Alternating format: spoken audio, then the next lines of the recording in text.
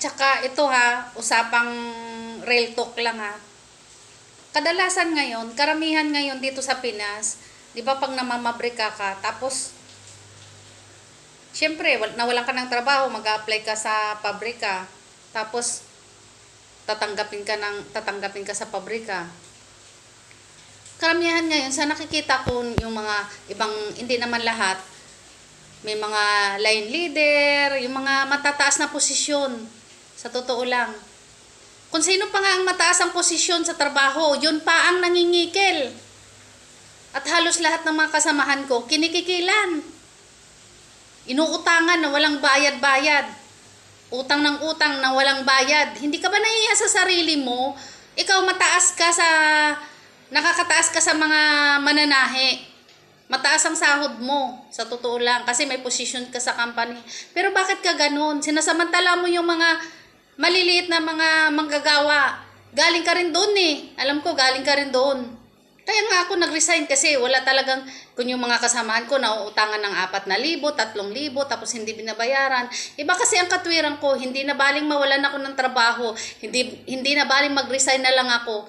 Kaysa naman uutangan mo ako. Kung uutangan mo ako talaga, wala ka talaga makukuha sa akin, sa totoo lang, kahit na 5. Kasi sobrang nagtitipid din ako sa sarili ko. Tapos, sasabihan mo akong uutangan mo ako. Kaya ganyan ngayon ang madalas na nangyayari sa akin eh. Kasi, pag nag-apply ako sa company, tapos bigla ka na lang bubulyawan ng line leader mo. May ibig sabihin na yon. Kasi ang mga line leader dito sa Pinas, yung mga ibang, hindi naman siguro lahat yung mga ibang may mga katungkulan dito sa trabaho. Kung sino pa nga may katungkulan eh, kailangan mo pabilhan ng grocery. Dulutan mo ng mga pagkain. Pauutangin mo, tapos hindi ka babayaran. Eh sa akin kasi walang makukuha, kaya madalas na pag-iinitan ako sa trabaho. Ang katwiran ko naman sa sarili ko, bakit pa ako magpapakapuyat? Tapos, gigising ako ng madaling araw, maagang maaga. Antok na antok, maliligo ako. Magsasahing ako. Kung ano-ano pang mga ginagawa ko sa sarili bago ako umalis. Mga etc. Tapos sa sahod ako, utangan mo ako, tsaka pag-initan mo ko. Eh di mas maganda na wala na lang akong trabaho, mag-resign na lang ako. Marami pa naman ibang kumpanya, hindi lang naman ang kumpanya na mayroon kayo diyan eh. Sa totoo lang. Ang kapal talaga ng mukha mo at mahiya ka naman. Kaya minsan nga, nakakapag-isip ako eh. Kailan kaya mamatay tong taong to? Utang ng utang.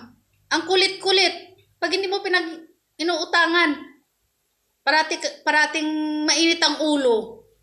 Well, sa akin talaga, wala ka talagang makukuha. Ito lang, kung dumaan ako sa wall mo, wala akong pakialam sa'yo. Magpago ka na.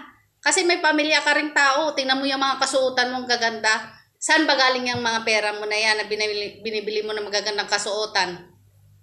Diba sa mga inuutangan mo na mga tao na mga tauhan mo, hindi ka ba naaawa? Ang laki-laki ng sahod mo. Hoy, maawa ka naman. Ang kapal ang mukha mo.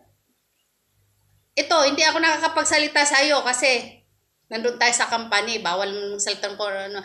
Ay, titirahin na lang kita sa social media, sana dumaan ako sa wall mo. Ganun lang yon. At saka sinasabi nila, kailangan sa ganyan, medyo mataas na yung posisyon mo sa trabaho, kailangan marunong ka. Tapos may tatanungin kang ganito, ganun. Parang, siyempre, line leader ka o may posisyon ka sa trabaho, turuan mo ng maayos yung iyong mga kasamahan, yung mga nakababa sa'yo. Ikaw nga ang tinalaga dyan eh, sa posisyon na yan. Kumbaga kasi, parang ikaw na rin yung guro sa mga mas nakakababa sa'yo. Magturo ka ng maayos. Turuan mo ng maayos. Hindi yun, kailangan pauutangin ka muna bago ka magturo. Sa akin talaga, wala ka talaga makukuha sa totoo lang. Kaya kung minsan nag-iisip ako, pag kinukulit ako, nag-iisip na lang ako, kailan kaya mamatay tong taong to? Kasi, ang hirap-hirap ng trabaho, tapos kikikilan lang ako. Tapos yan, nag-resign ako. May kasama din akong ganun. Tinatanong ko kung bakit. Ayan, nautangan ng 500. Kaya nga ako, pagdating sa trabaho, sasabihin man nila ako hindi ako marunong kasi hindi ako sinusuplayan ng trabaho, hindi ako binibigyan ng ganyan. Eh, maganda na ngayon, nakatunga nga ako maghapon at walang ginagawa eh. Kasi, yun yung sinasabi ko. Ay, hindi kasi ako matalino. Kaya yan sila, ginagaya na rin nila ako na hindi kasi ako matalino. Sa totoo lang, ang hindi matalino, hindi nagbibitaw ng pera.